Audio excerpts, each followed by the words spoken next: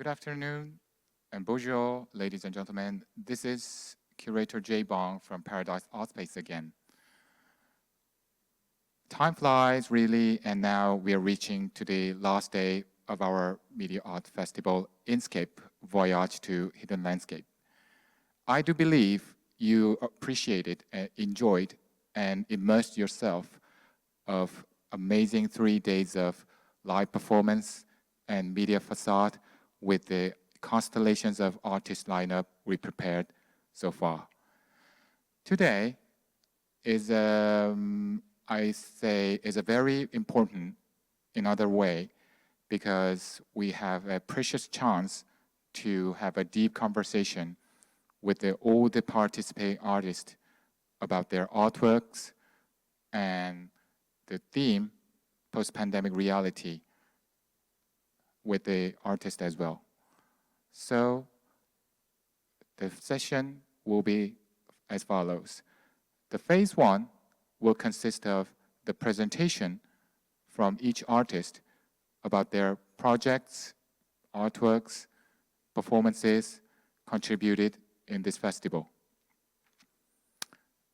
And the second phase, we will have a creative and free dialogue with all the artists together about the theme that penetrates all these practices we presented so far that I curated through this Media Art Festival.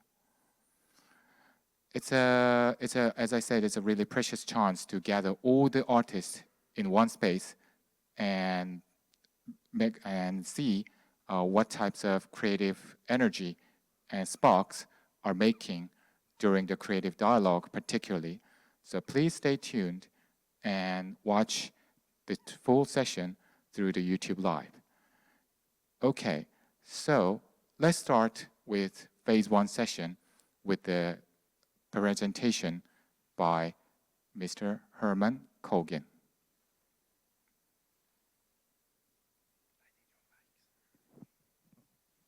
Thank you.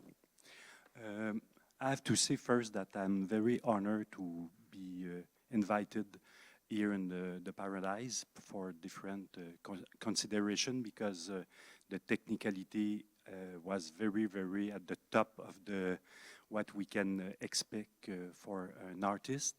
And I presented 8 artworks in the installation at the art space. And I was also challenged by Jay to present 3 performances at the Chroma tonight. And to be honest, to find and to assemble 3 performances together that fit also well with the theme of this event, the post-pandemic. So I think I will just talk about maybe fast because we don't have too much time, but about the 3 performances, and you will see that is related also to the installation in a way. So the 3 performances was Retina, Linksay, and the commission work from the Paradise, Bacterium. I have to say first that I can relate to each of these performances by my guideline that I work for over 30 years now. It's the influence or the impact from the territory on our human being. So how we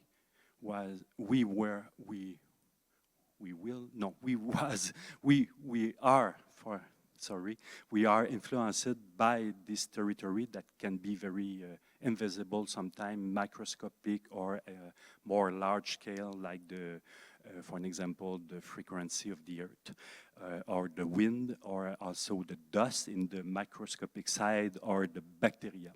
So I think also it's related to what we live now with this pandemic. So we have also to be a little bit more humble with the nature. We have to also deal with this invisible little microorganism that is so invisible, so inoffensive, look inoffensive, but for now we remark that is completely change all the planet, and it will be probably change for again and again, because I think it will be not the only virus that we'll have. So to make short, the first performance was Retina, and Retina is the theme of this performance is how we perceive the outside world, how how the overflow of the information, the image, the sound, and it's more and more intense. By the new technology, the young people also have to deal with that, and for all of us, it's a lot to to absorb, and it's passed through our retina, first by our eyes and also by the sound by our ears. But our retina have two, like, camera.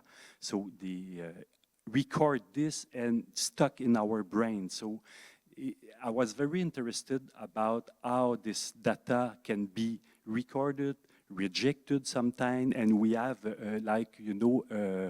emotional filter that is decide what information will be more important or more related to our personal life.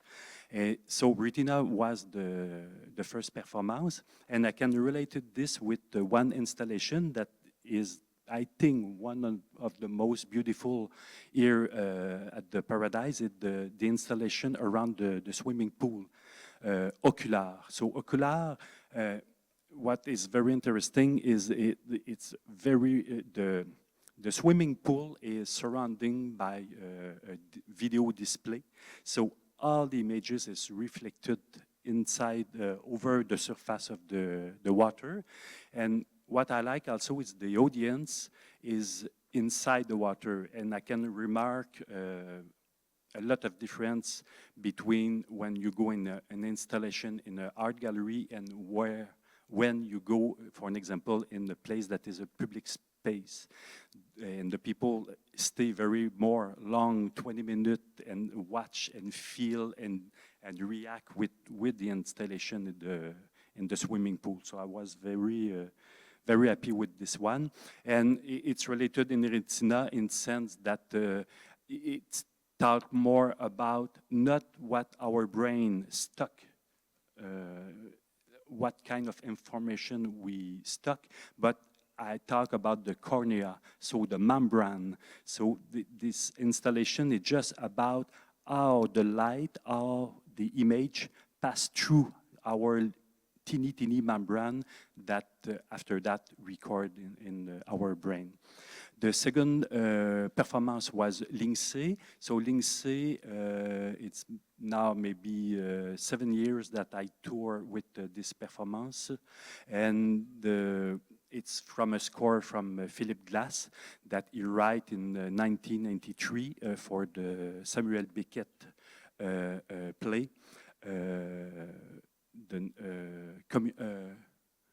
Wow, I don't remember the name. I will check my note, maybe. Yeah, it's Company. That's why I write the C after the Lindsay. So, and it's related from an old man that died, and thing all over his relation, important relation in his life with the father, friend, and I just transpose it with our relation now in our city, how we communicate and we stay in relation with each other. I know that often we say in the big city now it's impersonnel, it's we are disconnected, but I feel it's not totally true. And by internet now, it's the good side of internet. We are in certain way connected. So this performance is more about this, and it's play live with a string quartet, and that was a good thing also, because I like a lot to not just arrive with my performance in the country and just play my performance and stop with that.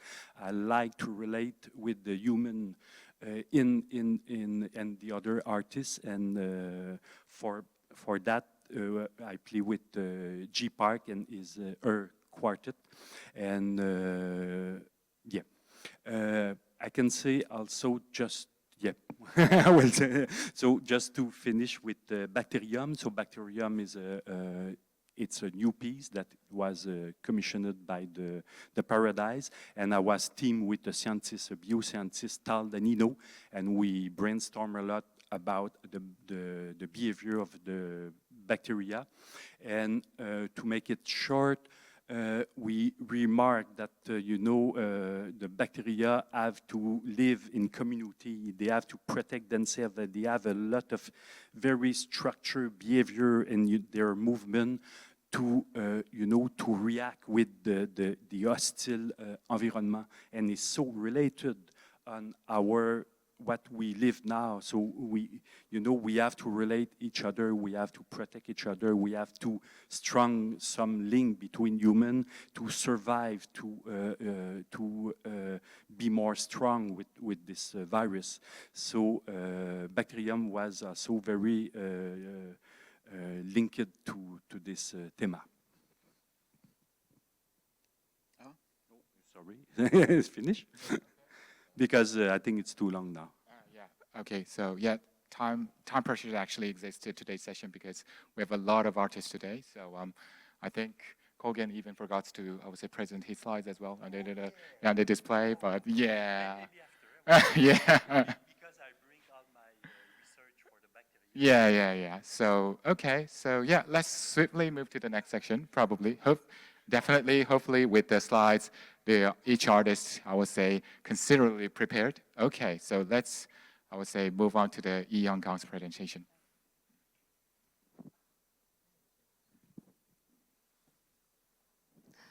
Hi, everybody. Can I have my material on the screen, please?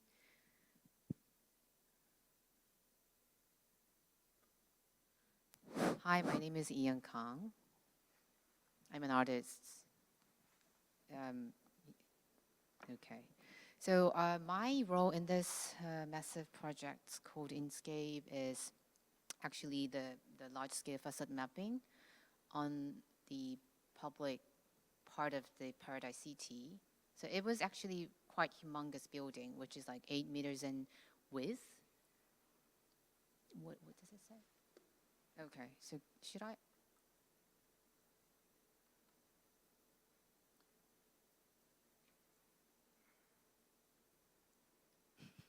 Sorry. Okay. Oops. Okay. Yes. To introduce my work, this is the building. So Kolgen's work and my work is playing together until next February. So if you're around Korea, it would be really great if you come to see it in person. And the title of my work is No Mother Nature.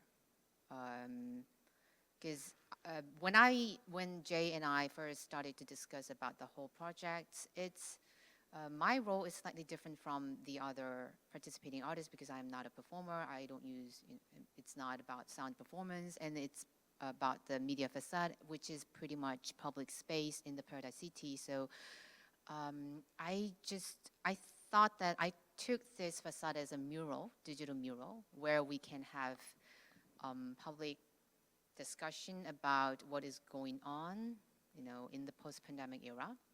So I decided to name it No Mother Nature because I think that the term Mother Nature has a really huge problem inside of it.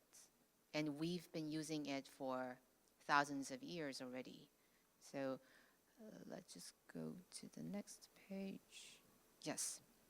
Oh, it's quite small. Okay, so my work aims to tackle the term Mother Nature. Humanity has been anthropomorphizing nature by calling it Mother Nature for thousands of years, and we regard nature as embracing Mother. So it doesn't matter how we mess things up because Mother will embrace us and heal us. So that is the ontological framework that we made for ourselves to exploit the nature, and that is how we endangered nature. And I think the COVID-19 is just the beginning of it.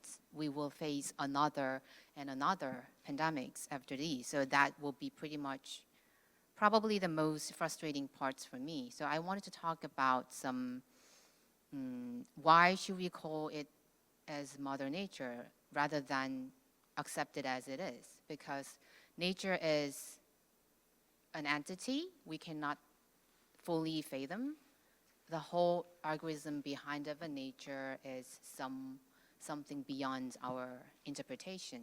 So in this, at the same time, it's public facade. So, oh, did I do something wrong?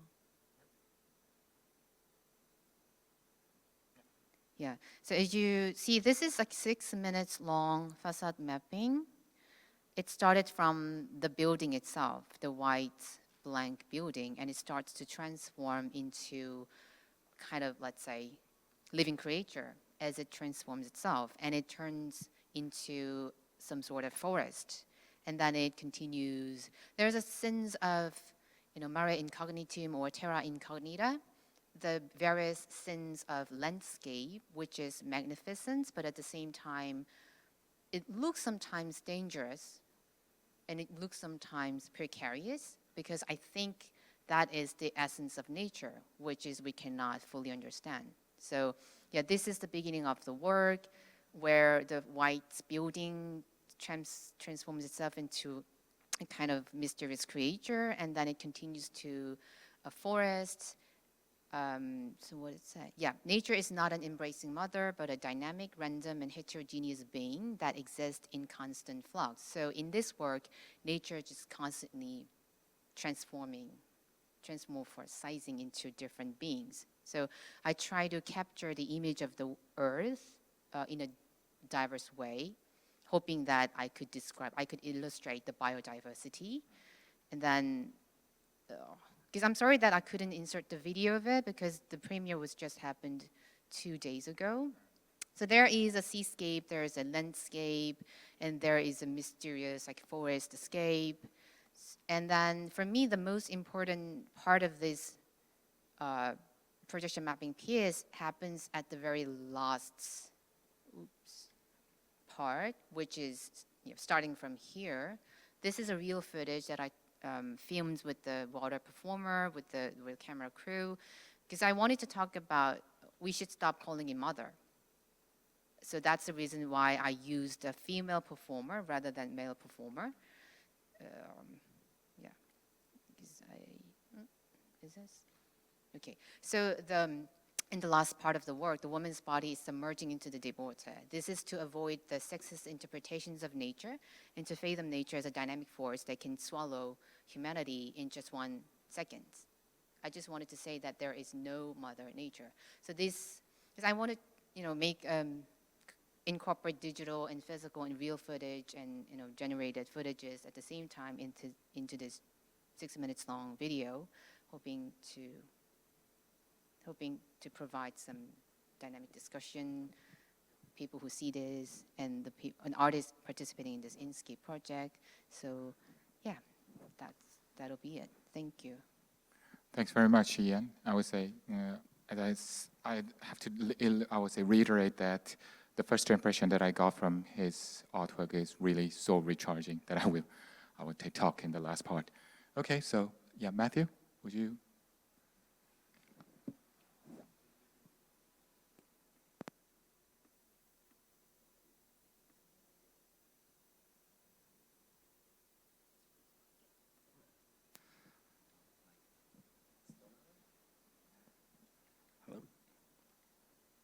Okay. Here we are. Okay. Okay. I wasn't gonna. All right. Thanks. Anyway, my name is Matthew Biederman. I was gonna wait to show the slides, but we'll kick it off here.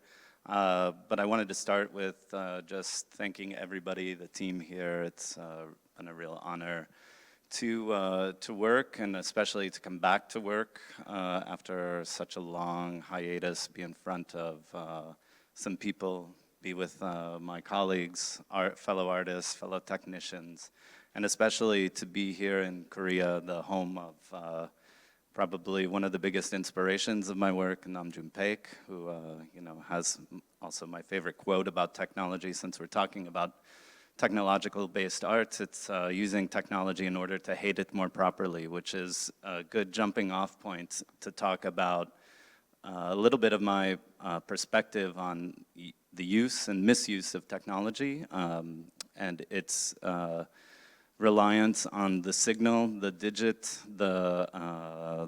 digitized signal, and introducing a little bit of error and using the signal as, in fact, the medium itself, and not trying to necessarily depict a particular perspective or relying on kind of cinematic tropes, let's say, but to really use these opportunities, at least in audiovisual performance, to manipulate the material that is our surrounding us, the digits, the waveforms, the signal, and infuse it with a bit of humanistic gestural opportunities, and that kind of plays into the concept of incertitude. And so one of the perspectives that, as the visual half of the performance that I'm responsible for, where Alain is responsible for the audio portion, which he'll talk about in a moment, but my perspective is to really dig in and use some analog systems and allow for the space to allow for the system to have some incertitude within the actual playing of a system. So, and that goes back to this idea of incertitude, the kind of Heisenbergian, it's also the uncertainty principle in French, incertitude. So it's this inability to place or to understand where a particle is or the speed in which it's moving. And we can determine that only one of those things with any degree of accuracy. So it's this kind of quantum paradox that has yet to be sort of understood in all of its sort of complexity, in which, if we do begin to understand that, maybe we can finally come to terms with Einstein's general theory of relativity. But that I'll try not to get too geeky with that, but this kind of process, and I think the emotion of the project for me is about this speed. For those of you that have seen it either live or will see it here on YouTube, there's a lot of speed, there's a lot of emotion. It's kind of a thing that sort of chugs along and is very physical kind of situation, let's say. And maybe at this point I'll hand it to, please.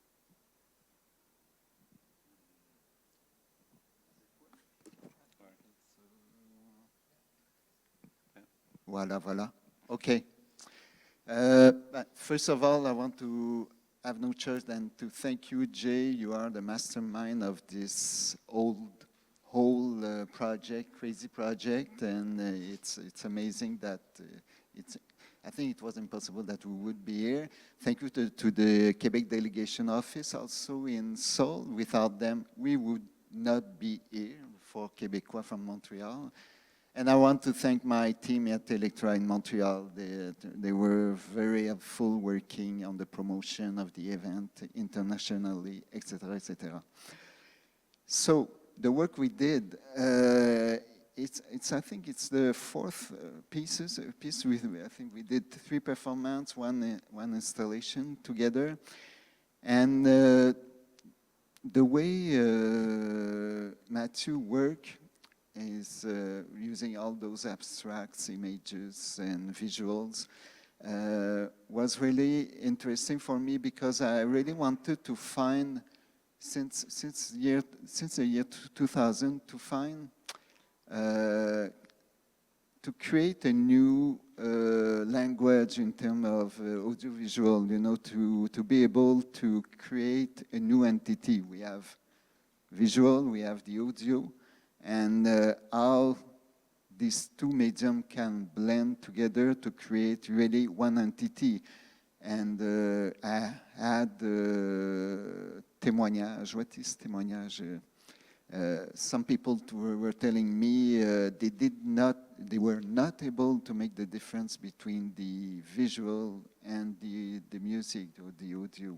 And I think it's really something that came out from this new discipline, artistic discipline that we used to call electronic art, that became digital art, and we'll see what it will become. Maybe it's going to become only art. So, and especially the piece we did here at Paradise was super interesting because the instrument we had, the Chroma Club, which with is a wonderful powerful sound system, and this very large LED video system also was perfect, you know, to create this very abstract, with powerful, lots of rhythm, and that was the idea, to find the specificity of the instrument, of the medium, and create something for it. Yeah, I think in terms of that, it's sort of a 1 + 1 = 3 situation. There's always a bit more, which also plays back to the sort of complexity of the kind of uncertainty principle, as well as this sort of dichotomy between this sort of wave particle, but yet, you know, we have light, which of course is what we all perceive within this electromagnetic spectrum, but we have yet to understand if light behaves as a wave or a particle. But what it does do is it creates our sort of visual experience of the world. So it is another 1 + 1 = 3. So it's a very similar situation as to this audiovisual, I think, perspective that we share in our performances. So. Yeah, and the idea to work on this Heisenberg principle, was really, how can I say, you start with the idea, but you create something around it. It's not a direct representation of a scientific process or phenomena, for example. And this is what I like about art and linked to science. Definitely. Thanks for your presentation. I always say, I have to make a confession that I would say, someone says it is not good too, but I myself as a tech geek and and as I said, when I heard that the uncertainty principle, the artists were working on uncertainty principle, I just told Alain that he's the one that I'm looking for. And let me clearly reiterate again here that every single moment that I'm working with Matthew and Alain just satiate my intellectual and even spiritual desire. Thank you. Okay, so next, Lucas. I'll take the slide, please. Okay, so, do I have to go through? Oh no. So yeah, I also have to thank Jay and the entire team here also for the great conditions they gave us to create new works, and without them, these works wouldn't exist right now. So yeah, it was the best conditions to be able to create. So if the slides are working, click the down button. Oh, do I have to go through all of it? Yeah, Okay. you have to make a long trip to reach your, yeah. You have 37 slides, right? It's going to take a while. Okay. So here is Matthew's work. Gosh, I Matthew. like this one. Too well prepared. This is Sabotage. Ooh. Ah, okay. Okay, so so I created a new work for this event called Sustained Light Chain. Maybe I'm going to quickly go through some selected works, kind of to arrive to the work I created for this event. So I've been building a lot of instruments, software, doing some visual research for the past 15, 20 years, and in my work I usually, it's very technical, where I get into creating my own software, controllers, systems, and actually it's been about, what it's been about is working with the synthetic material. And so I use a lot of audio synthesis, and I think visuals, I create visuals also in a very synthetic manner,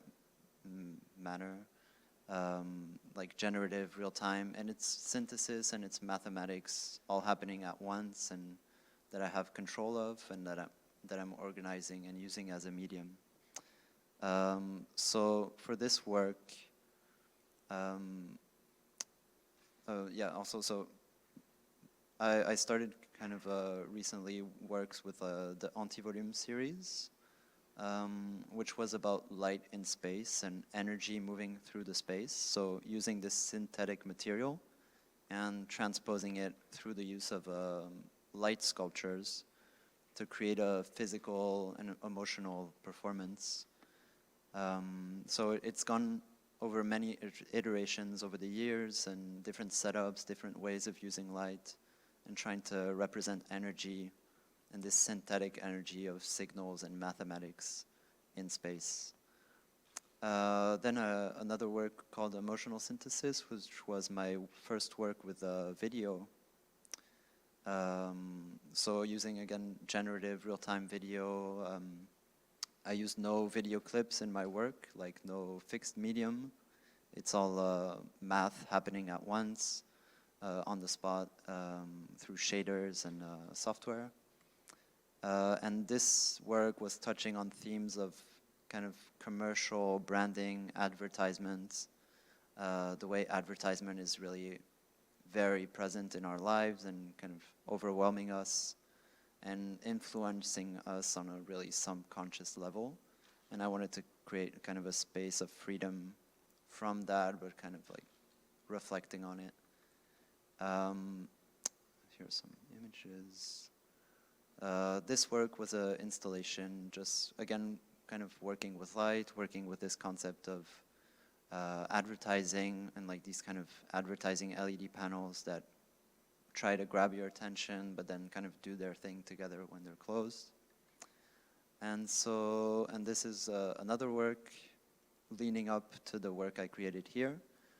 That was about continuing this look at commercial powers and advertising powers, and also dipping my toes into game engines and as a really interesting medium that's emerging, or well, has been emerging for a long time.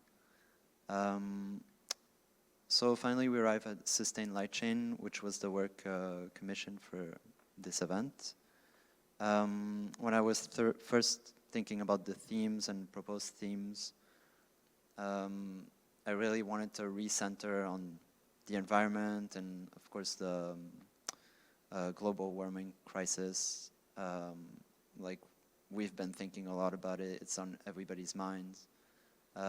So I thought this would really be like a theme that should be central. And I've been kind of thinking about it from an angle of how we can change the materiality around us and how it's happening slowly, and getting away from plastics, from made from oil. And I think there's a lot of enthusiasm going around, even like on a smaller scale, not just like from the top. Even like people are trying to, like, kind of the DIY culture, are trying to, you know, make change happen from the bottom, not waiting for change to happen from the top. So I've been, you know, thinking a lot about how can I really change my habits of how how I live, like for even like food or products. And I see there's like really a lot of enthusiasm also of people using creativity to change materiality and with, you know, like alternative materials, biodegradable materials. So I was really like looking at all of that for influence. And so I was working with kind of sculpting in 3D, these kind of also kind of organic materials, thinking about chain reactions also in the natural world. So what kind of like emerged is this abstract materiality that in the same continuity of my past works. Yep, and that's it for me. Yeah, amazing. So, yeah, he's the young blood of the entire lineup in our live festival. So, yeah, really got the energy and the motivation, not from his artwork, but all his amazing, I would say, the comments and energy in the act as well. Okay, so now we're moving quickly to the machìna's presentation.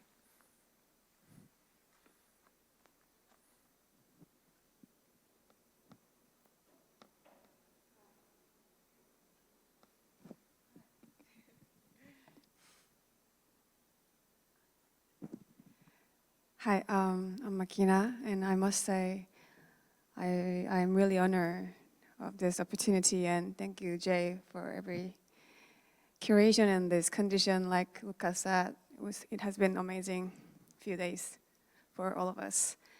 And yeah, actually, I'm not a good speaker, so excuse me that I'm gonna just read this. Oh, okay. Oh, sorry. Yeah. So today I would like to talk about the story of my album, Compass Point, which was the starting point for the performance that I present through INSCAPE called Mirror, the Compass Point, on Friday at Chroma. I have always been interested in the invisible things that we live in among. That's why I'm in love with music in the first place, because I feel that sound is clear proof that invisible material can be stronger than visible. On another level, over the past 2 years, we have faced another thing that we cannot see with our own eyes, but that has immensely a lasting impact on our global society. COVID-19 could not be seen, but its immensity has been felt all across the world, almost suffocating us in every small part of our daily lives. This microscopic virus that we continue to face has so much power because we cannot see it. And for that reason, this has definitely been much more scary than any visible danger. I'm often thinking that we are actually right in the middle of World War III. As a product of this fast and free world we created, COVID has been a warning sign, giving us time and space to step back and think about the relationship between nature, ourselves, and each other. Humans created the tools and rules for our convenience, but nature never told us such a thing. We made a society for a better life and to help each other, but at the same time, we have lost our individual freedom. This system is perhaps the most powerful thing humans ever created.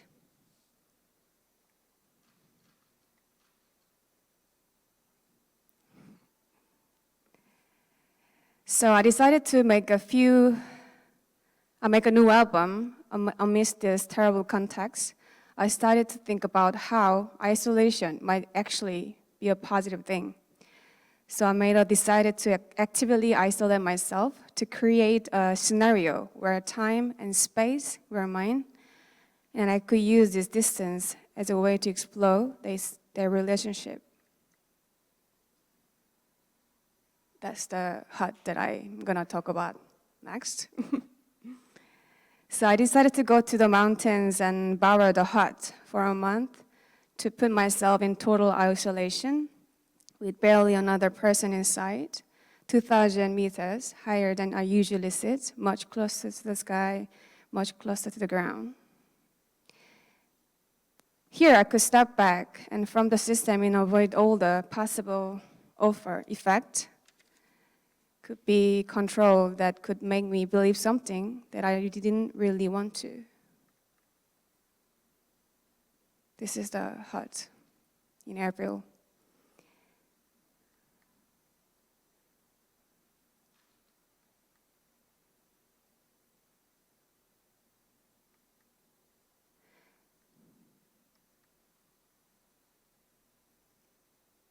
Yeah. So in my little mountain hut, I became much more attuned with the world around me, and then somehow more aligned with the world inside me. So I have prepared a little video about this album. So could you please play that 1 minute video, please? Everything has a start and an end, a front and back. We live by supporting each other as a part of nature, on track, surviving, yet without really knowing direction.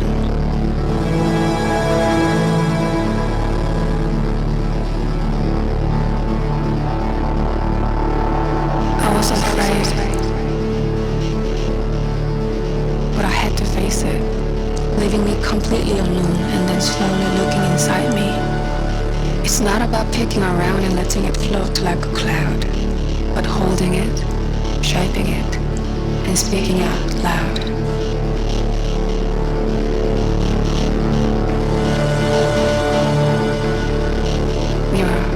The compass point.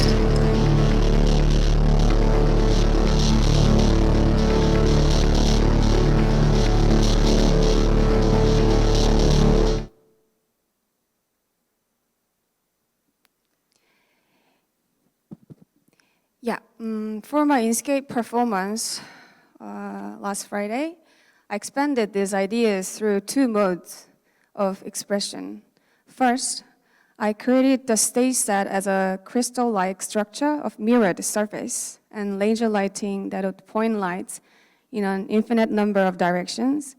In a way, I hope this would express the main idea of the album, the complexity of the self and the relationship to the world around us, compass point leading from within. Secondly, I perform in music using a quadraphonic sound system. This basically means sounds was projected from 4 sources. Split between each speaker, it created a spacious expression of sound, creating direction, pointing music across the space. This sound setup actually works well with my music as I use a combination of analog synthesizer, modular, digital synths, field recording, and my vocals, which can be easily separated into their own pure form.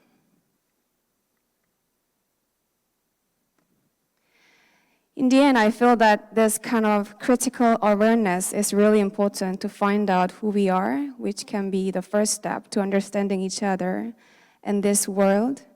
And I hope this work and these ideas can motivate others to look beyond the everyday and the creative something space to think and realize the present. Thank you. Amazing, I would say. She's the particularly unique, I would say, takes a particularly unique position in the artist lineup because she's the only one that touches, I would say, not the specific theme but more like a more fundamental way that the thinking make us thinking about the deep side, deep down there of our own selves, which I will also talk in the second phase session as well.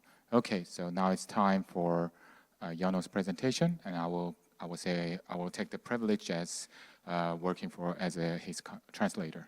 Yeah, YEONO. Yeah. First of all, I'm not really good at English, so I will speak Korean. Sorry for that. So Jay will translate it if we need. 네, 안녕하세요. 저는 연호라고 합니다. 일단 작업에 대해서 얘기를 해보면 처음에 이제 방재훈 큐레이터한테 제가 이제 작품 의뢰를 받았을 때 포스트 팬데믹 이후의 상황에 관련된 작품을 이렇게 의뢰를 받았는데 사실은 저 개인적으로도 이미 항상 이제 아무래도 제가 이제 예술가로서 그러니까 새로운 거나 그런 우리가 앞으로 어떻게 해야 되는가에 대해서 항상 고민을 하는 부분이 있었기 때문에 사실 특별히 뭐 포스트 팬데믹에 관련된 부분을 제가 따로 염두에 두지 않고 제가 작업을 평소에 해오고 있던 방향이나 이런 것들을 가급적이면 잘 취합해서 하면 좋겠다라고 생각을 했어요. 그래서 제가 아무래도 이제 한국에서 활동을 하는 부분의 많은 부분은 역시 이제 아무래도 이제 사운드적인 작업이라든가 음악 작업들이 많은데 그 중에도 이제 최근에 이제 모듈라 신스 관련된 부분들이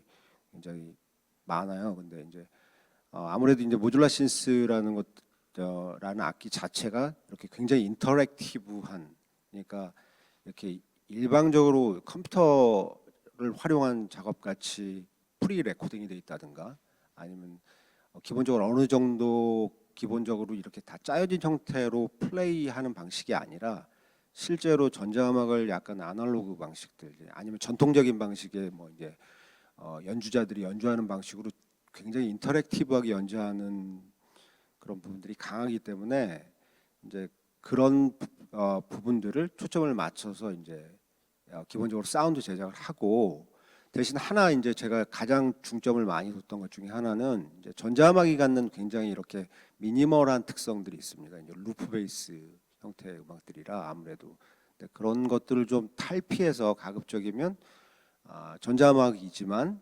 조금 더 서사적인 부분을 좀 갖고 그리고 전자음악이 같지 않은 좀 약간 우리가 일반적인 뭐 클래시컬 음악이라든가 아니면 재즈 음악이라든가 이런 부분에서 차용될 수 있는 부분들을 최대한 많이 이렇게 음악에 표현하려고 일단은 노력을 했습니다. Okay, yeah. It's quite long. Okay, so, all right.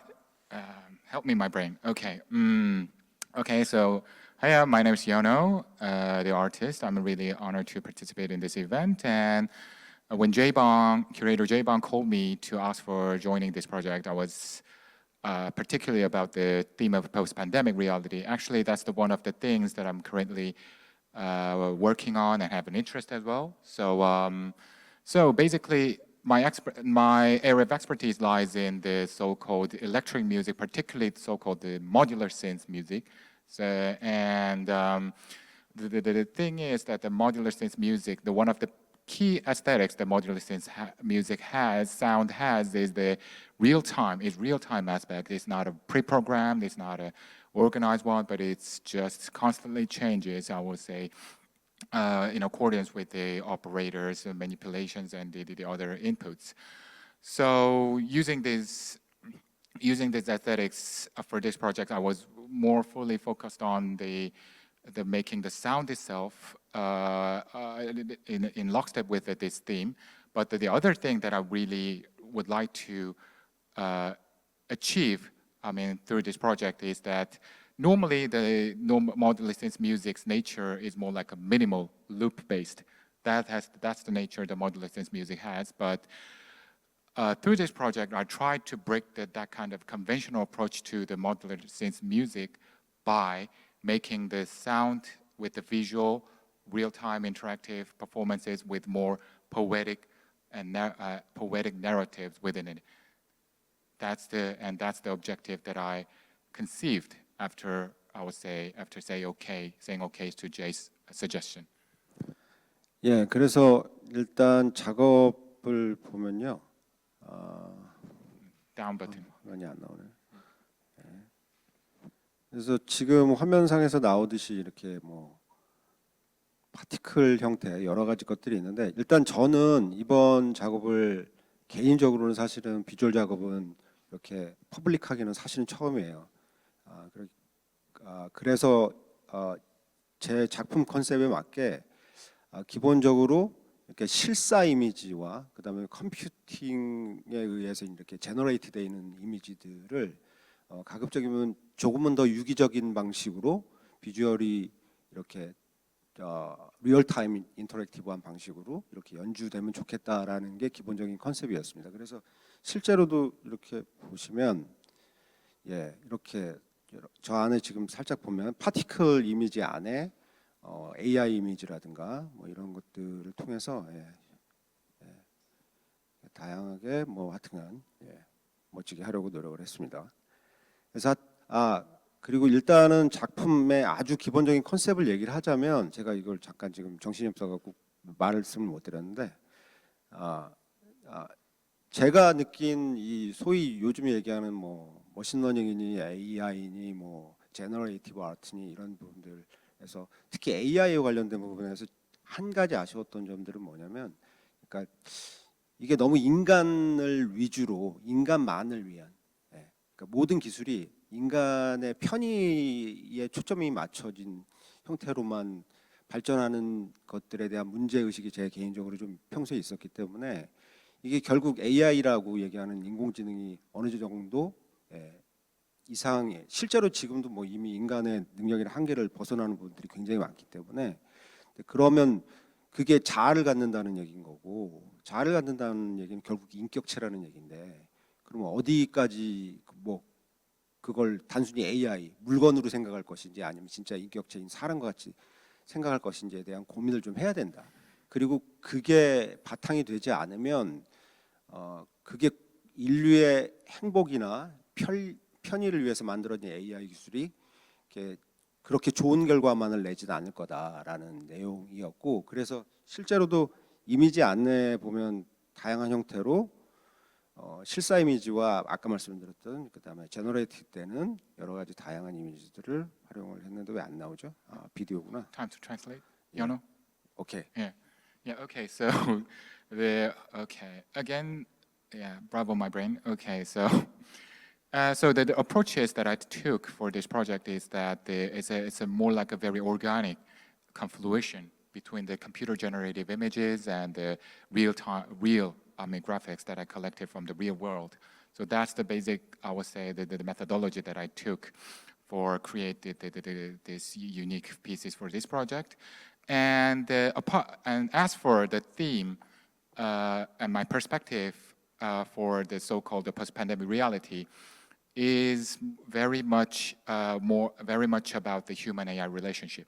So particularly the challenges against its human-centric perspective or human-centric approach towards the AI, meaning that humans normally, it's like a more like a conventional. It becomes conventional that humans regard AI as a very convenient and high-handy tools, or the things that the machines that are ready to serve, and we could endlessly exploit and use it and utilize and even prey on. So what I want to deliver is that I really have a strong, as I said, opposite.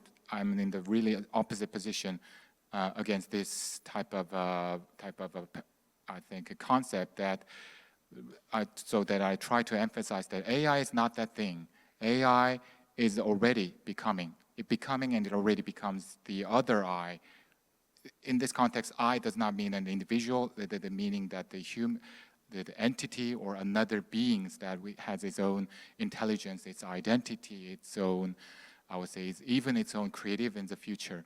So that's my perspective and answer towards the question, what is it like in the post-pandemic reality, the humans, AI's relationship? Because, even all of the audiences who are watching this relies on the AI-based YouTube algorithm channels, right? So yeah, AI is becoming already integral part of us, and so the foreseeing or illustrating its future landscape via my artwork could be very meaningful.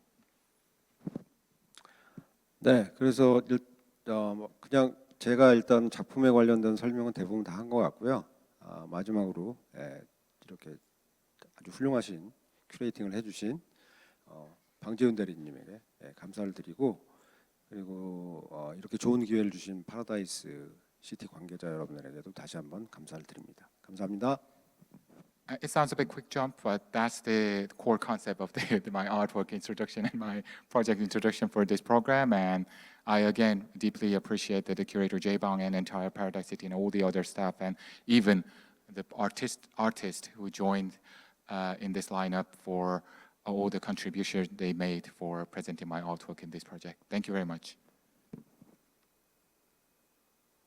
Okay, so seems like we all covered the each artist presentation about his own art world and the artwork, the artworks that he or she created for this project as well. I think now is the time to declare a very delightful surprise as well. Actually, I would say, of course, INSCAPE, the Voyage to Hidden Landscape program, starts its ambitious first step in this year and will start its global premiere in next year at Electra Montreal Media Festival with the amazing help with my admired and cherished friend Alain Thibault. But it's very inception. I mean, the very starting point or the seed starts from last year's the media program called A Perceptional Glimpse Traumatized Convention, simply saying AGTC. So the surprise I prepared for you and the artists for is that we now have the featuring artist Shohei Kyoka, who joined the previous year's media art program about not the post-pandemic, but mainly about the pandemic itself.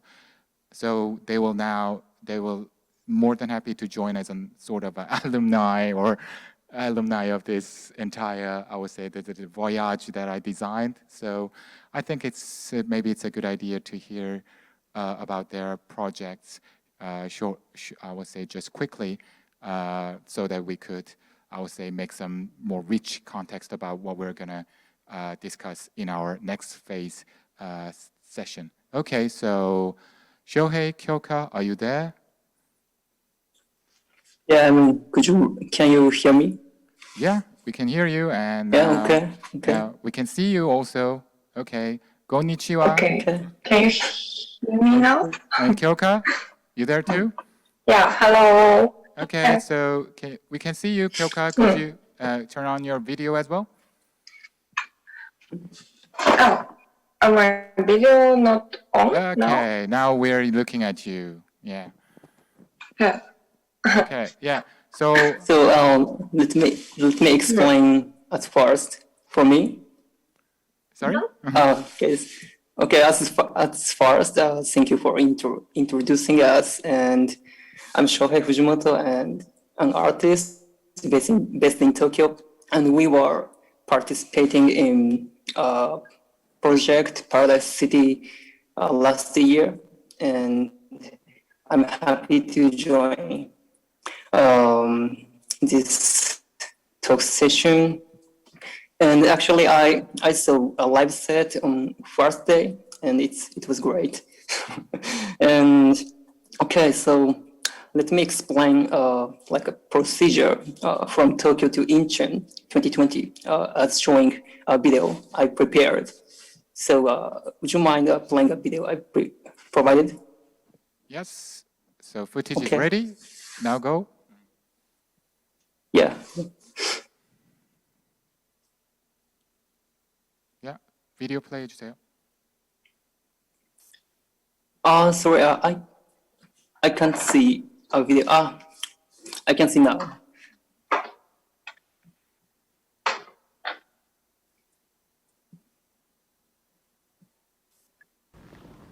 Okay, this scene was this scene was taken in airport. I guess Narita or Haneda, and there was no people, and yeah, this is completely like another world at this moment.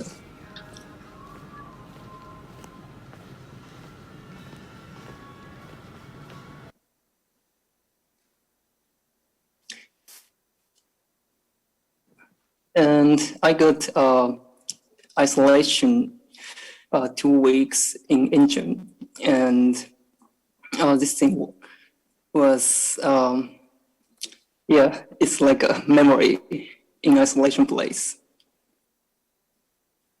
Yeah, good memory. It was not good, but not but Yeah, we all know. Yeah, the quarantine, 2 weeks quarantine. yeah. And then this is the situation in on site, and we prepared 20 laser bars.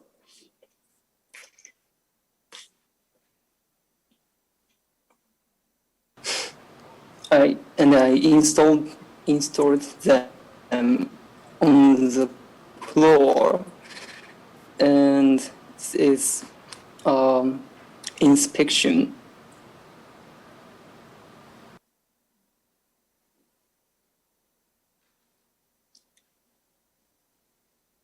And it was difficult to tell situation of the sound to Kyoka will be speaking. We were confirming visuals I made via Zoom, and we tried send and receive sound signals from Berlin to Incheon, and finally we used TeamViewer just to confirm and to control sound PC from Berlin.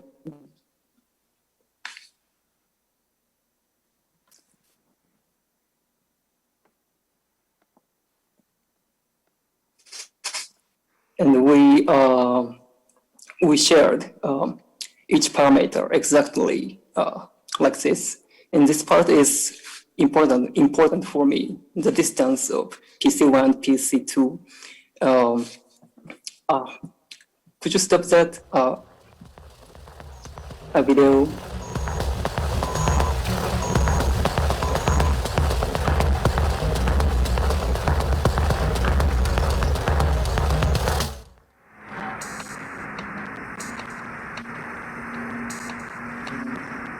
I made a virtual sphere using countless laser modules. And as we know, COVID is invisible, but we have been capturing existence of COVID. So I treated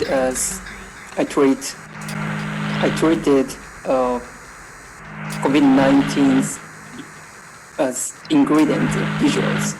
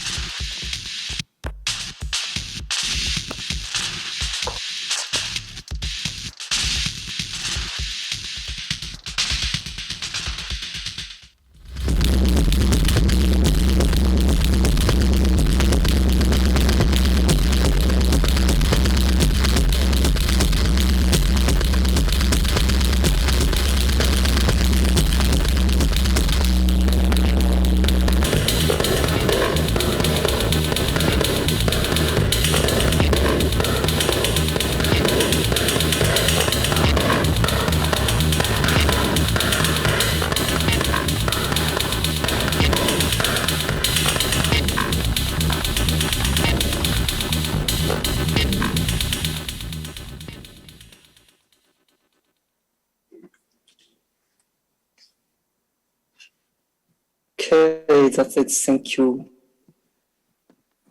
Thank you very much, Shohei. And I believe Kyoka is now listening just out of his video as well. So I think it's a very, I would say, good opportunity to what we did, me, Shohei, Kyoka did last year to, I would say, make the very, I would say, the initial or I don't say primordial, but it's our initial journey that leads to the, I would say, the birth of this year's INSCAPE program. Okay, so now I think we are reaching to the end of the phase 1 session, but no interval. So now let me quickly, I will say, ignite the second phase of our artist talk today. So as I said, the second phase artist talk will be the creative and free dialogue among the artists, including Shohei and Kyoka, about the so-called the post-pandemic reality of this, which is the main theme of this program. So to make it more specific and easy to comprehend, let me explain it this way. If you go to the gallery or museum and look at the landscape painting, the visual consists of many parts of nature, right? Skies, mountains, waterfalls, trees, rocks. So all the ingredients constitutes the overall visual of the landscape painting. So through this, I would say, just like these, I would say, components constitute the overall specific landscape, what I try to deliver through this program is also the hidden landscape, but that will come to the surface in the near future after this pandemic with a totally, that's why I call it post-pandemic post-pandemic reality. So like, for example, through the Herman and Yiyun's practices, we are now delivering messages about the human nature, I would say relationship, the human's paradigm, or human's way of thinking, change of the human's way of thinking after this pandemic. And for Matthew's, with the Matthew and Alain's performance, we're talking about this uncertainty, the one of the aspects that made us all feel very hard and very clearly that derived from this pandemic, even societal way and even technological way. You know that the quantum computing... Recording in progress. Yeah, I know that. Recording in progress. Yeah, we all know that. Okay, so... yeah, so you know that even the quantum computing technology already becomes a part, right? So in technologically and societally, uncertainty is making his faces new again after this pandemic. And for Lucas' performance, for example, I would say the virtual and the real, the materiality, even look at this. Shohei and Kyoka are virtually here, yeah, right? And without any physical body material. But this is the reality. The pandemic just, as I said, facilitates us to behave. And machìna, all the sorrows and all the regrets, all the new discovery, all the inspirations we got from this pandemic, through machìna, I try to make the audience see themselves literally digging into their INSCAPE and try to, I would say, try to discover themselves in new way to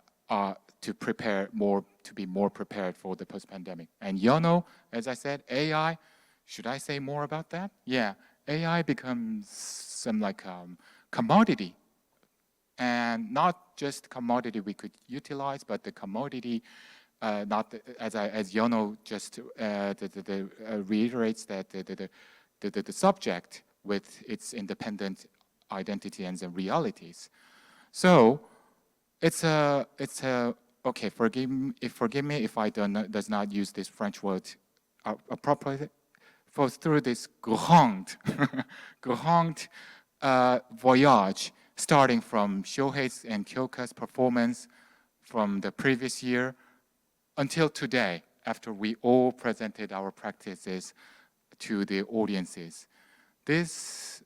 We are in the great transition period, in my opinion, that we have to build the new landscape of the post-pandemic, consists of AI, quantums, uncertainties, and virtuals, and the human natures. And these all things are gathered into, I would say, to illustrate the post-pandemic reality, a landscape painting called post-pandemic reality.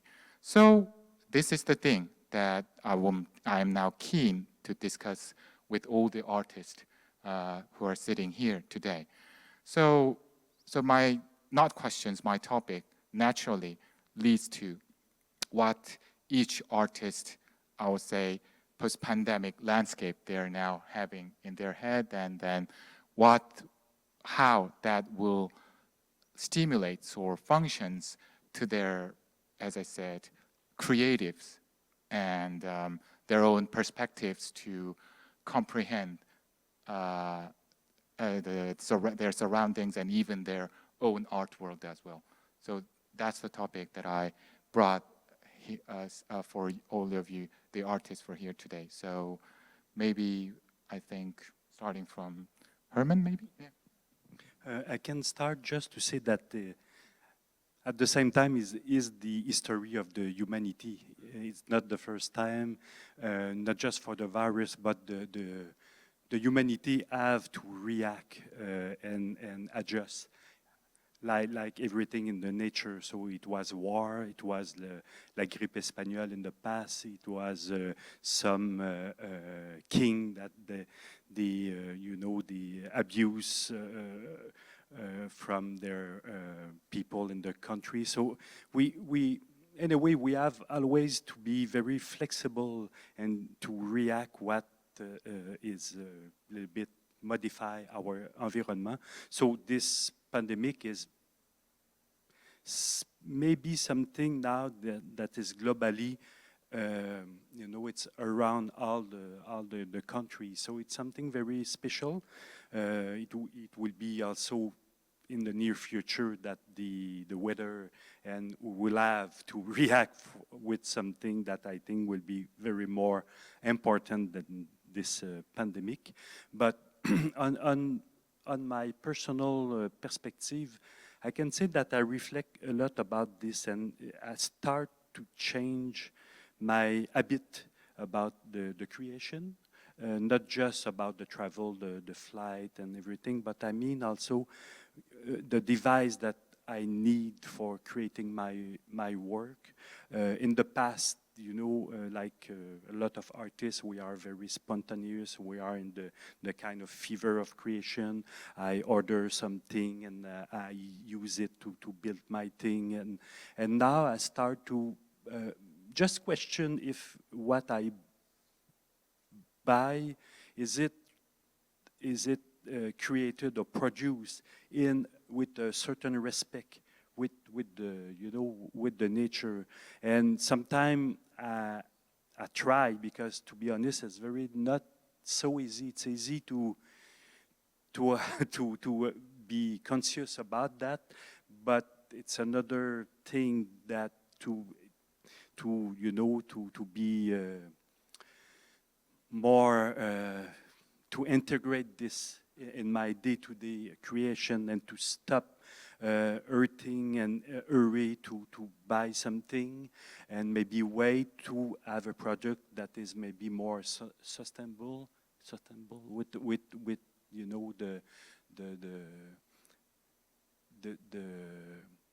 the way that the company produce it, and the ways of each of these components. So yeah, it's beside the food, it's beside for sure all the other thing that all the people have to take care, but on an artistic point of view and an artistic behavior in the creation, for me, it's just trying to add this in my way to work. It's be amplified with the pandemic. Yeah. Right. I think Matthew's got something to say. Yeah. Yes, I think in light of what Herman was just saying, that's one of the, for me, it's so important as an artist to be able to share our work, and this is, to be able to, this is the first time for me, at least, to be able to come back together with colleagues, meet new artists, see new work, be inspired by that. But it's also, in terms of what Herman was talking about with sustainability, these ideas, it's one of the attractive things of doing performative work, because making large-scale installations and these sorts of things, it you can reuse a lot of the same tools that you've developed for earlier performances, and it's this kind of ephemeral moment to be able to share your art, your perspective, your vision in a way that doesn't leave a huge amount of stuff when you're left over. You know, we all used the same sound system. We used the same screens. I mean, maybe a little bit with a different variety, but this was the same kind of instrument and space, which I think is points to an interesting paradigm for art making, art sharing, and these sorts of things. Because yeah, that's clearly one of the unique nature, yeah, that has become the part of this program as well. And I know that the machìna also was very heavily inspired and impressed by Herman's artwork as well, yeah, during the pandemic. So, and also the unique, as I've said in the previous session, given her unique, I would say, the nature of his performances, touching as I said, the INSCAPE of the humans. So I would say I'm very curious about your, I would say, opinions about my topic.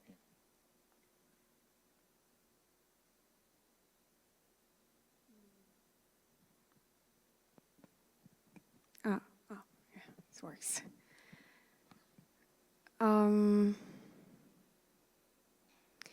I focus the inner self because I think that's the only thing I can fully invest in. Probably the first thing I can do something in this situation because I can control myself, right?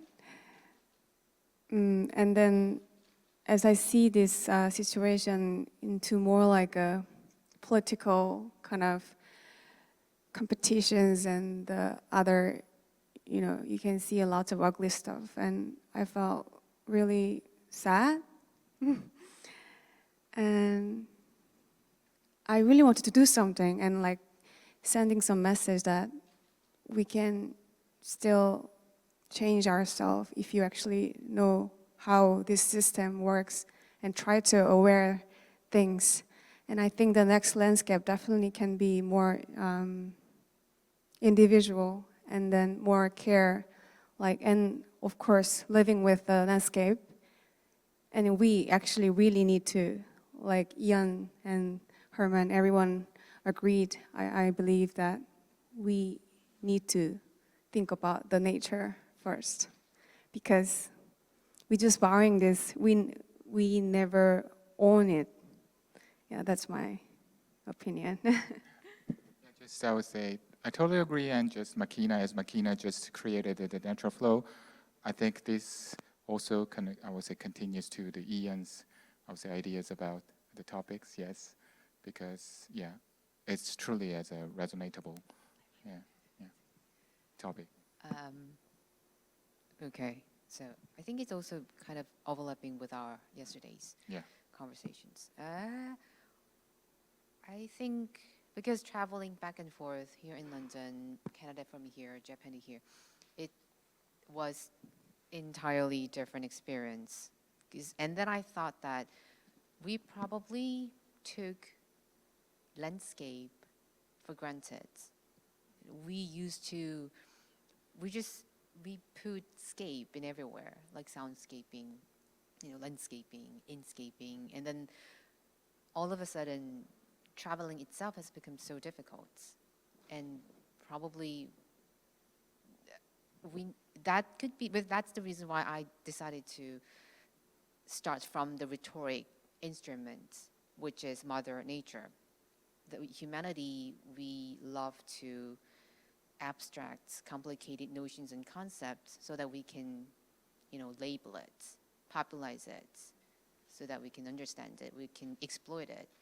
So also, yeah, landscape, other artists already have mentioned amazing comments. So probably I would also put some lights on the term itself, how we used the term landscape, and how we can redefine it so that we can readjust to it.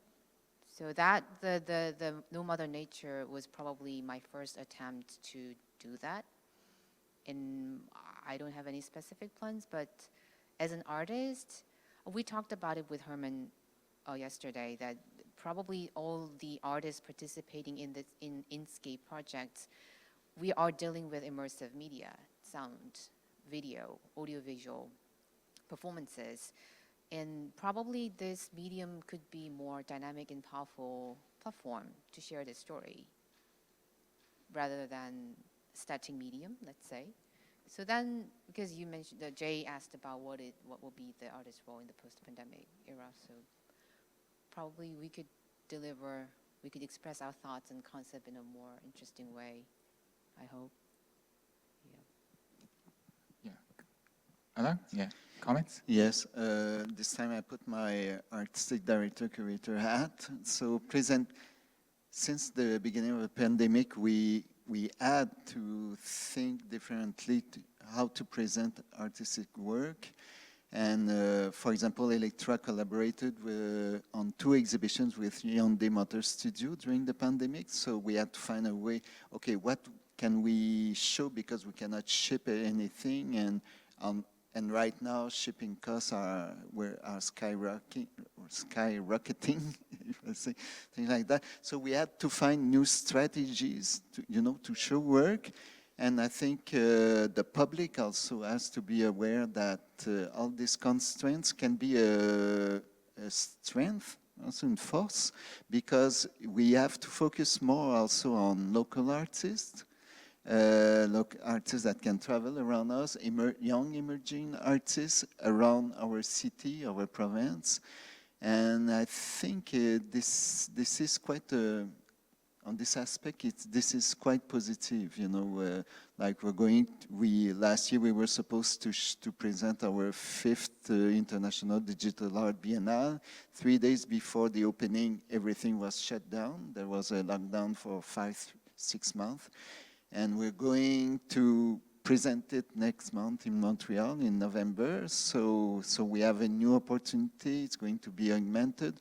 But we kept the idea that, local artists are important, and I think the public also is quite aware of this new thing. Yeah. Really, because it changes all the schedule, not just merely to change the schedule, but also change the format and overall, I would say, the nature of the event itself, right? Yeah. And at this moment, I'm really curious about the 2 amazing artists' opinion beyond the display, because, I would say both Shohei through the performance project with me last year, Shohei, Kyoka, I would say, I'm pretty sure that not learned, but felt a lot and got some inspirations. And of course, you 2 guys have showcased the practices many times since our collaboration last year. So I think I'm really wondering and curious that tell me that since then, what did you felt, I would say, through our collaboration next year, and what changed it, and what it affected you, and how does that, I would say, influence your, I would say, practices since our last collaboration? Who first? Maybe Shohei or Kyoka? Anyone?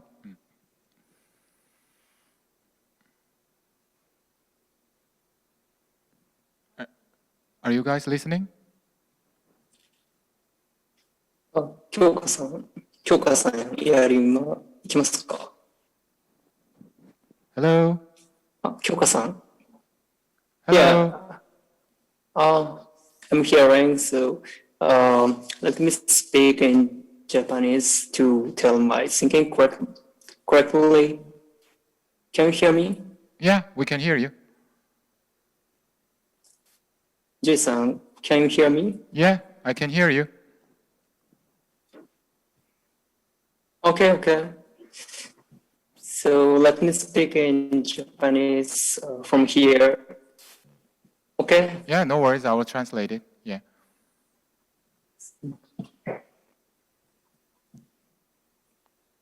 Okay, awesome. Okay. そうですね。コロナ期間中、僕は、東京にいました。で、そうですね、もちろんしていたと思うんですけども、その体験自体は入場制限をすることで、クオリティが高まるというか、質が高まっていたというような、皮肉ですけど、そういった事実があったかなと感じてます。So yeah, I would say that ironically, I would say that when I worked at when I was forced to, I would say, be in the 2 weeks quarantine in South Korea for this project that ironically elevated the quality of the quality of his work, because he has literally nothing. He's locked in the room. He has nothing else to concentrate on. That's that interesting feeling that I experienced in the project. And then, yes, go on. Yeah. ね、あとは、リモートっていうのと、実際の場所っていう、その場所に対して依存するものは何かっていうのを考えていました。で、最たるものというか、音を遠隔で共有する術っていうのは、去年のパフォーマンスでもすごく難しかった点かなと思ってますね。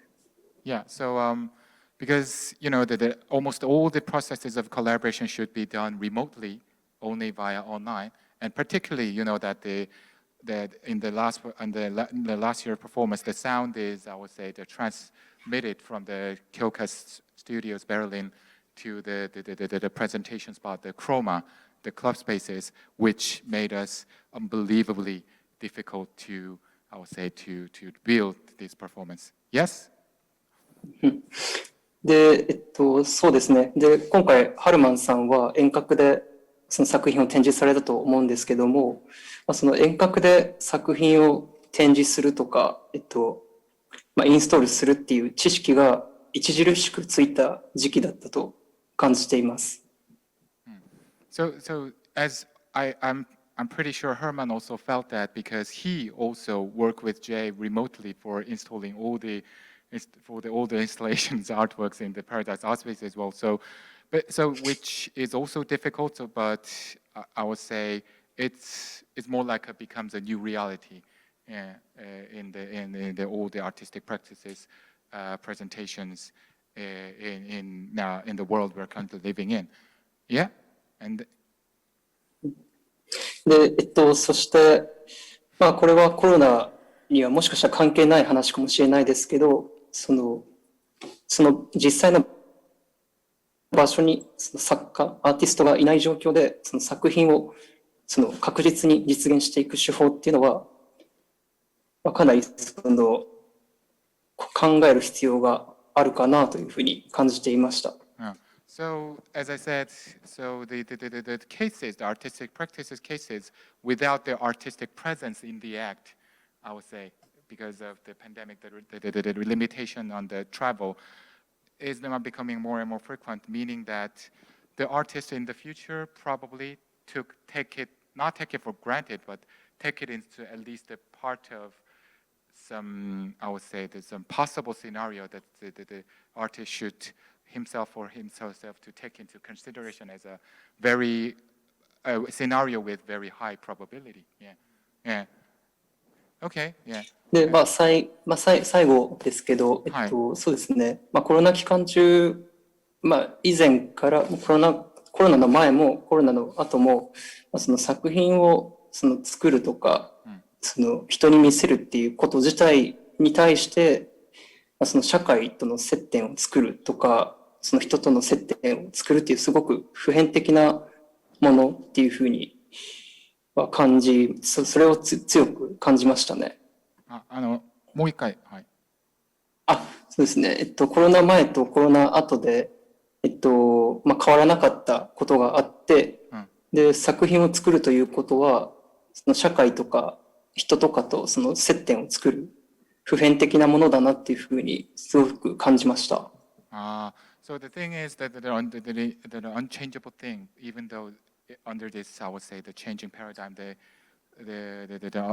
unchanging or the constantly, I would say, the maintaining the nature of the artistic creation still lies in that the manifestation of the artists by interpreting his surrounding society and nature and all this surrounding, and just, I would say, integrated it and reinterpreted it through his own creative processes, through any types of medium he uses. Yeah.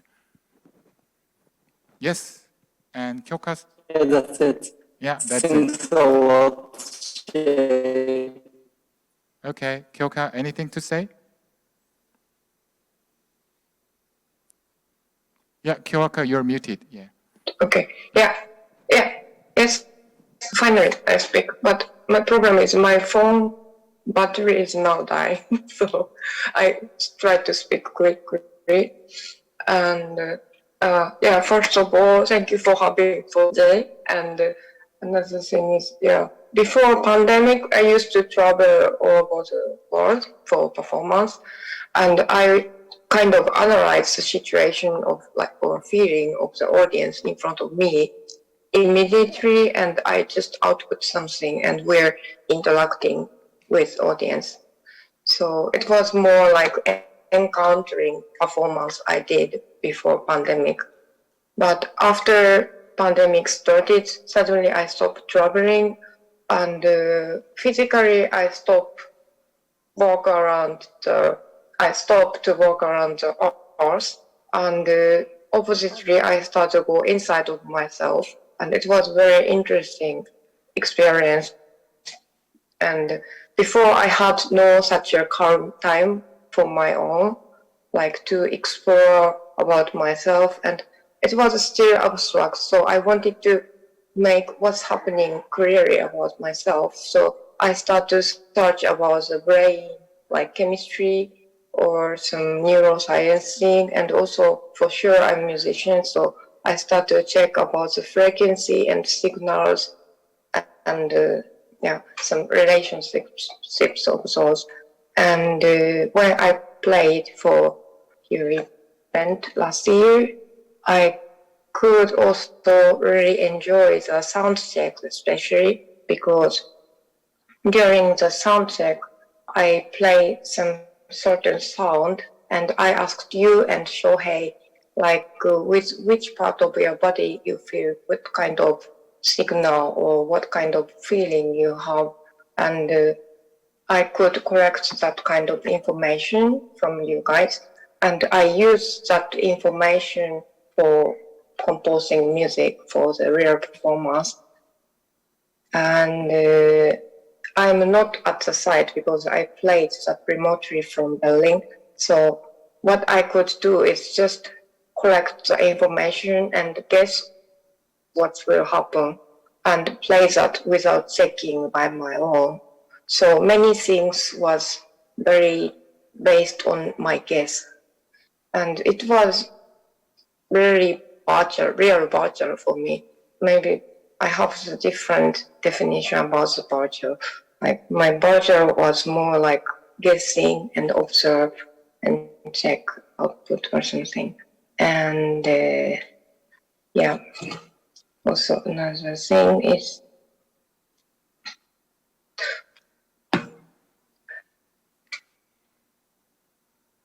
I think I smoke everything. Okay, so really was really, I would say, I still remember. Remember it like yesterday. It's a really bittersweet episodes in the last group because Kyoka's sound performance based on the very heavily on vibrations, and vibrations is the one of the her key aesthetics. But he could not check how the audiences are affected by her frequency. So she used me as a sort of a mormot or So I stand in the central stage you all saw in the chroma and have to tell her what I feel after she sends the frequency signal. Oh, it's now vibrating more intensively, or now it sounds like a more peaceful. So Yeah. Yeah, that's the processes we experience, and she just, I would say, make improvements and updates. Yeah, Kyokai, so yeah, just explaining. And also, sorry, sorry. Also, what was interesting for me was during you and the other girl and Shohei was standing in the center of the stage. I also tried to imagine how much water you have in your body. Everyone has different amount of water, so I thought it's so interesting because they are human being, but they are now like the device. I'm sorry. Yeah, so it was interesting. And a bit another thing is, like I was speaking about, I started to check about the human and chemistry and emotion, conscious, blah, blah. And as much as I understand about myself and how my emotion is controlled by the chemistry from brain, like I start to feel like I'm really the device. And also in worldwide or like, I don't know, in general, like we, as long as we understand our own, we could be kind of device. And nowadays I start to think about the old time, like when we are still like more human being. So I thought this generation is kind of the last generation of being still could be pure human or pure device or more device. And this is a very interesting transition, and because of the corona time gave me more time not to travel and go inside of me. So I could have clearly more idea about the device as human as device and human as human. And I try to combine these things both together, and I want to make more like artwork or installation or music something. And yeah, it's what I'm doing. But sorry, I'm not sure I'm perfectly along with your question. No, But, no. It was a this good. is my blah blah. Thank you for listening.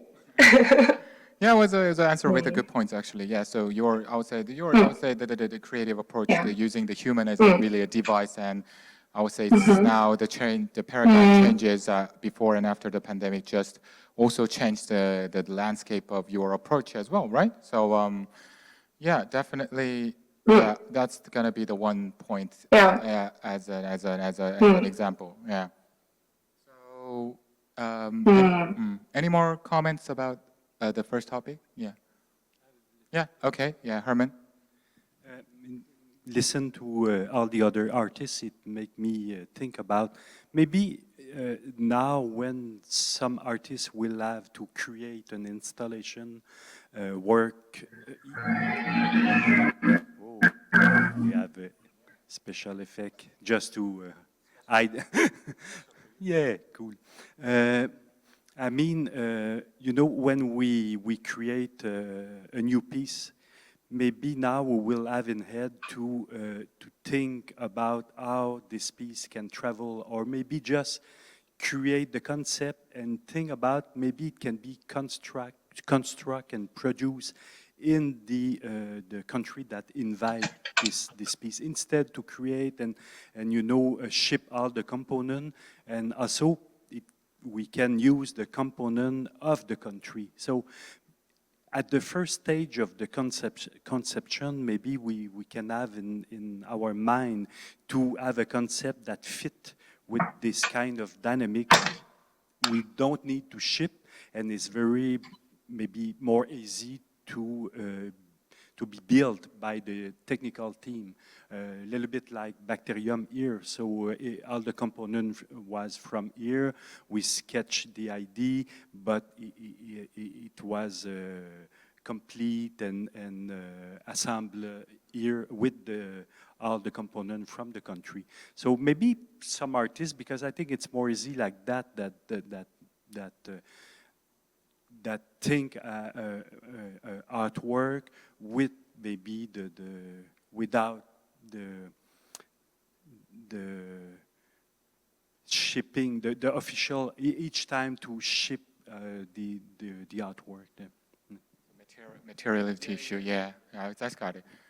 Just materiality, speaking of materiality, that reminds me of my second topic that I prepared, and my first, I would say, the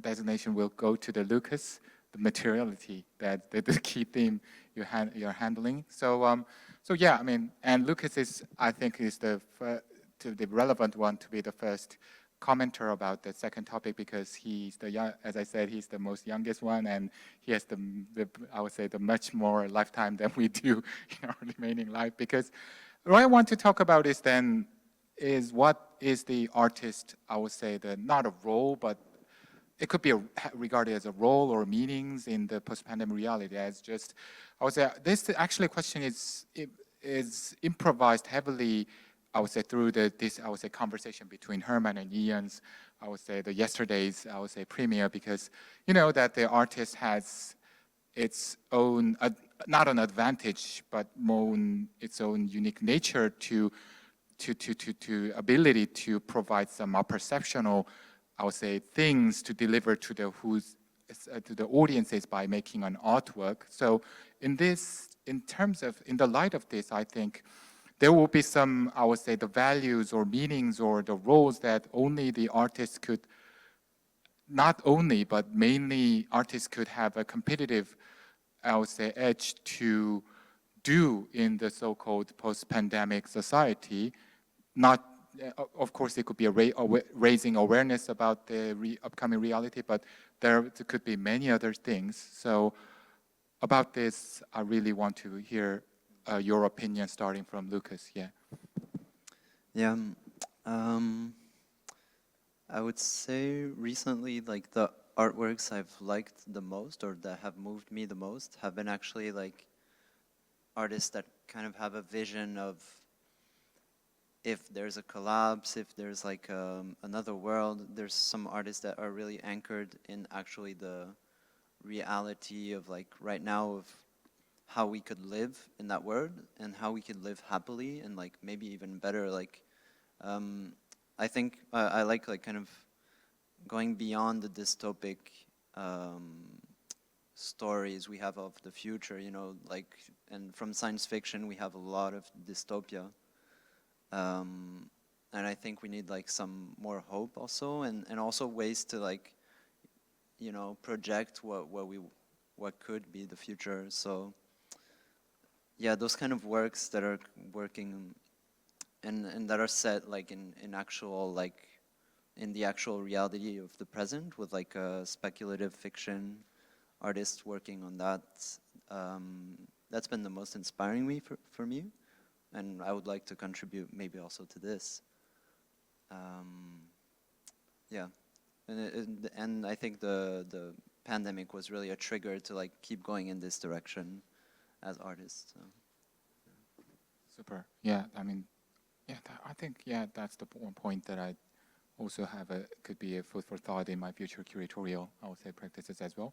And this question also naturally calls for YEONO's comment about this, because as I said, human AI is not just the theme that just art only deals with. It's more like more like a food, could put hot potatoes for all, I would say, the social domains, right? So technology, society, humanities, some researchers, academies, and artists and scientists, all the people are saying something about the human AI relationship, of course, and it's frequently, of course, I would say, it was as mentioned and realized in very different ways that almost every way we can imagine. So in terms of this, YEONO's, your practice is also throws a lot, not just questions, but implications to us. So what do you think that your role or your artwork's role or you think could not just contribute, but anyway, through meanings to the future society? Sorry again, Korean. 일단 아티스트면 일단 뭔가 비전을 전해주는 게 가장 중요하겠죠. 새로운 이디엄이나 이렇게 급작스럽게 변화하는 이 세계적인 뭐 꼭 포스트 팬데믹에 관련된 것만이 아니더라도 기술적이든 뭐든 여러 가지로 사람이 사실 요즘 같은 경우 작가들도 적응하기가 힘들 정도로 이 기술의 진보라고 얘기하는데 뭐 어떤 사람들에게는 진보가 될 수 있지만 어떤 사람들한테는 이게 재앙이 될 수도 있거든요. 그래서 제가 사실 뭐 이번 작품도 마찬가지고 그리고 큐레이터 제이장님과 많이 얘기 나눴던 것 중에 하나는 뭐냐면 그러니까 이게 AI든 사람이든 결국 이게 소통에 관련된 문제라 너무 그렇게 기계적이거나 수학적으로 접근 그러니까 제가 많이 아쉬웠던 점들은 의외로 많은 예술가들도 너무 기술적인 부분에 초점을 맞춘다든가 이렇게 그런 거에 따라가기 급급한 느낌을 받을 때가 개인적으로 많아서 그러니까 어차피 이해도 못할 수준이잖아요. 사실 요즘에 AI 수준이라는 게 인간의 뭐 능력으로는 근데 사실 AI라는 것들도 결국에 따지고 보면 이게 머신러닝이라는 게 이 세상에 있는 거 배우는 거거든요. 사실 이 세상에 존재하지 않는 규칙이나 이런 걸 배우는 게 아니라 기존에 나와 있던 여러 가지 상황들에 대해서 학습하고 그걸 이제 인간에게 편의를 제공한다는 거니까 그러니까 그걸 조금은 더 차라리 이렇게 기술적이거나 수학적인 접근보다는 인문학적으로 접근하는 게 더 낫지 않나. 그게 제가 이제 일단은 예술가로서 갖는 자세였고 그래서 저는 항상 얘기하지만 그러니까 컴퓨터 음악을 15년 이상 했으면서도 최근에 컴퓨터를 가급적이면 멀리하려고 하는 이유도 그러니까 조금은 더 이렇게 요즘 얘기로 하면 뭐 리얼타임이니 뭐 인터랙티브니 이런 걸 통해서 그 순간순간을 내가 살고 있는 거니까 그게 이제 뭐 어떤 날은 물론 이제 완전 망하기도 하죠. 퍼포먼스 하다가 어떤 날은 예상치 않은 아주 좋은 결과를 내는 경우도 있지만 그게 인생 자체고 그리고 그게 이제 AI 기술이라는 게 우리 주변에서 아주 자연스럽게 녹아날 때쯤이 되면 사람들도 좀 그런 거에 대해서 자연스럽게 받아들이고 오히려 나만을 위한 기술이 아니라 그러니까 서로 이해하려고 노력하는 거. 그러니까 사람이 서로 이해하려고 노력해야 관계가 원만해지듯이 기술이라는 것도 사실은 서로 이해하려고 노력하고 뭐가 가능하고 뭐가 불가능한지 그거에 대해서 게 좋지 않을까. So yeah, so his answer is basically so the artist in his point of view, the most artist important role in society as an artist to I would say the envision, so create the vision that could resonate with all the members constitute the society. So based on his artwork, that for example, so basically artist is not the AI technology itself just shows the eye-spinning speed of development, right? No one can, even the AI expert scientists could hardly catch up the paces of its development. So artists should not necessarily be the pioneering technician of the technology itself. What he tries to say is that artists should be the person who actually just catches the point he could be digging in, and he could be, I would say, uses as a source of his creative inspiration, then just translate it into our own language through some discourses, or at least some, I would say, the messages to the audiences. Particularly, I think, in terms of the human-AI relationship, as she says that, for example, even the human between human needs more, needs time and effort to understand each other, right? So, according to his, as I said, his art world, AI is a subject with his unique own identity and intelligence. So, for example, so human, there should be more deep considerations and more deep, I would say, contemplation about human-AI relationship. relationship to understand each other more, I would say, more relatively, more relevantly, and more appropriately, and more desirable way. And that's the area that the AI scientists, the AI technicians, or for example, like politicians or economists could not do that, because they are just, I would say, thinking about more the rational benefit or rational the outcomes that they could, I would say, harvest from the AI, not considering the overall, I would say, the directions about the human AI relationship.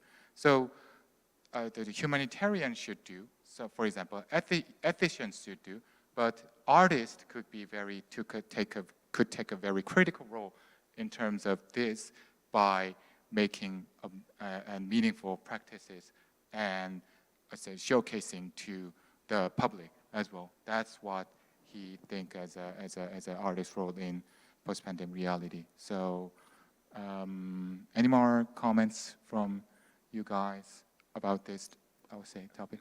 Well, I mean, I just want to, I'm trying to formulate this right off the top of my head, but I think one of the issues with technology in general is that it's often used as this solution. And it's a sort of a top-down approach for the way that we talk about technology, and rather than maybe always talking about this sort of situation, we need to think about how technology is nature. Nature is kind of a technology in and of itself. I had the unique opportunity to work with some scientists who started to, they were able to look at, you know, as science does, they look at things sort of smaller and smaller, and they're able to kind of recreate these kinds of conditions and structures that occur on a sort of a crystal and level. And what they said to me is, you know, what you have to understand is that, in fact, the highest technology is nature. And that really stuck with me. And I think that that's something we can all sort of think about as we employ technology to sort of address kind of technological issues, which I think we sort of all do in our work. So. I think that's a really good point that Matthew just pointed out, that, yeah, I mean, technology, it was also the issue that actually Yiyun and also that Herman, we discussed short, I would say quickly yesterday. I mean, they end part of the premiere as well. So, yeah, I mean, it is truly the discourse that we should, I would say, consider not as an artist, also that as a human being that constantly, I would say, constantly depending on and using and employing the technologies. Okay. I think now it's already 6 p.m. now, but I've got a final, I would say, things which is very delightful. I would say it's actually it's actually a question rather than some sort of topic. So we all know that we are gonna with this lineup we're gonna, I would say, present an amazing another, I would say, the performance program in Quebec, Montreal, Canada in next year, 2022. So I assume, and I assume you already agreed that when the time has come we fly to Montreal and present our first global premiere version, then the landscape will be changed also quite, maybe at least a little, perhaps quite a lot. So people are now saying with Corona or new normal, or I think personally do not like the term new normal because, yeah, I don't agree. Anyway, so new reality, different landscape we are gonna face in next year. So with this lineup, I'm very looking forward to it, but what you're simply saying, it's a really casual question, so don't take it seriously. What's in your head now for me and Alain and you, all of you guys in Montreal 2022? Okay, so first to, yeah, maybe perhaps starting from machìna.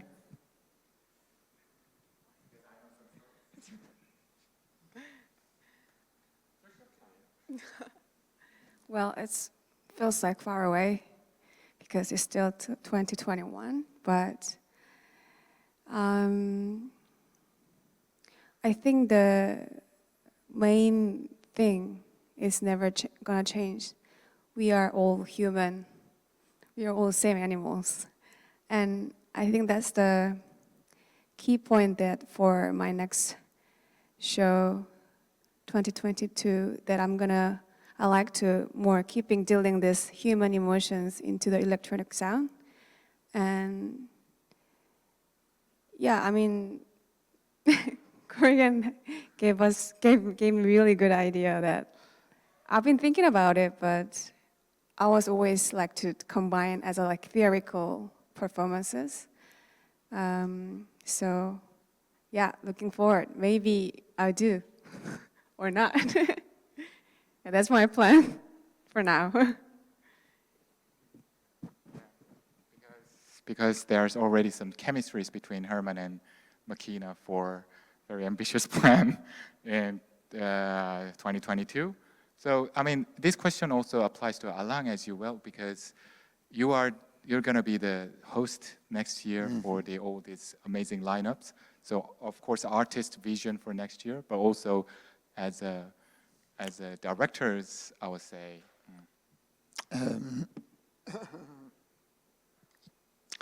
Sometimes I tend to have some kind of, I like dystopic visions and all this. It really inspired me, the strange nature of human, and because I think part of the world was partying very hard right now, and so the pandemic was kind of a wake-up call, and I think it redefined all our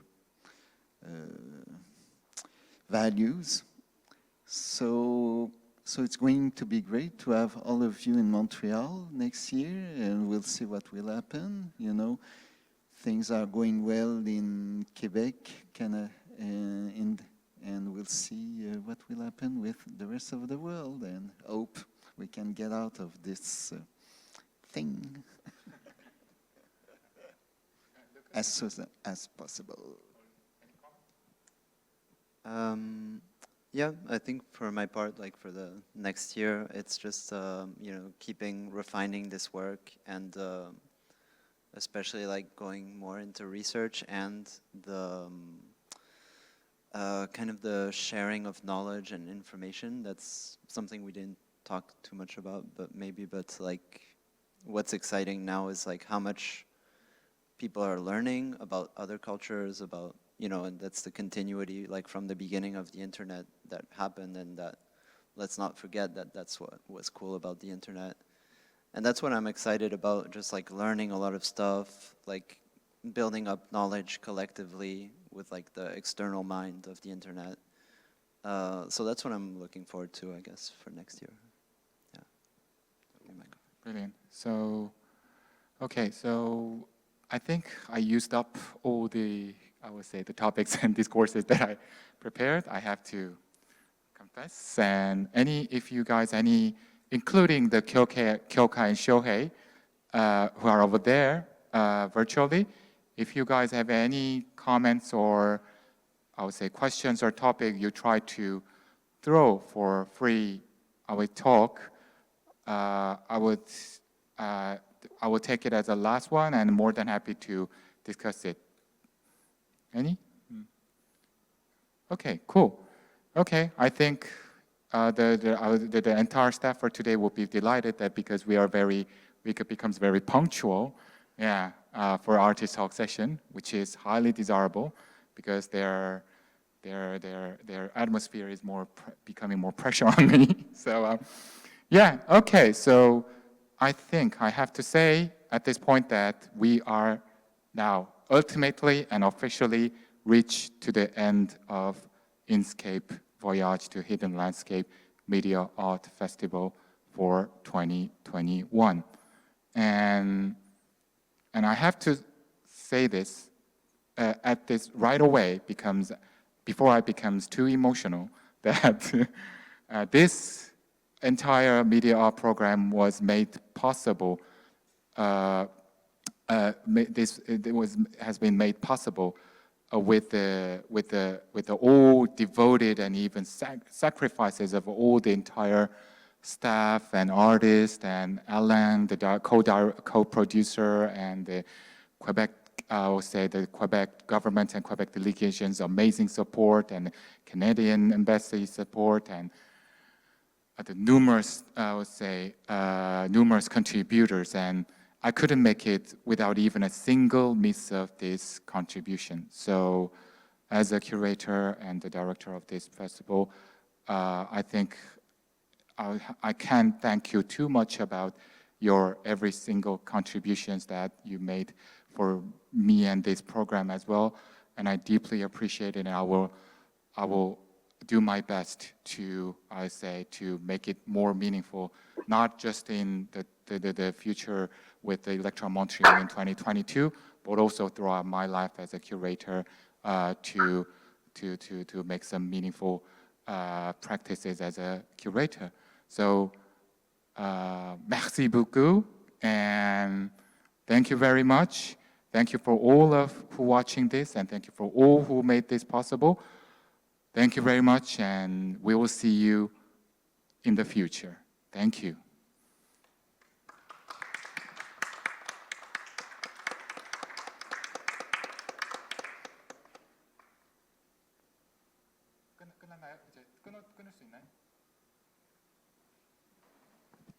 쇼해상 교과상 終わりました。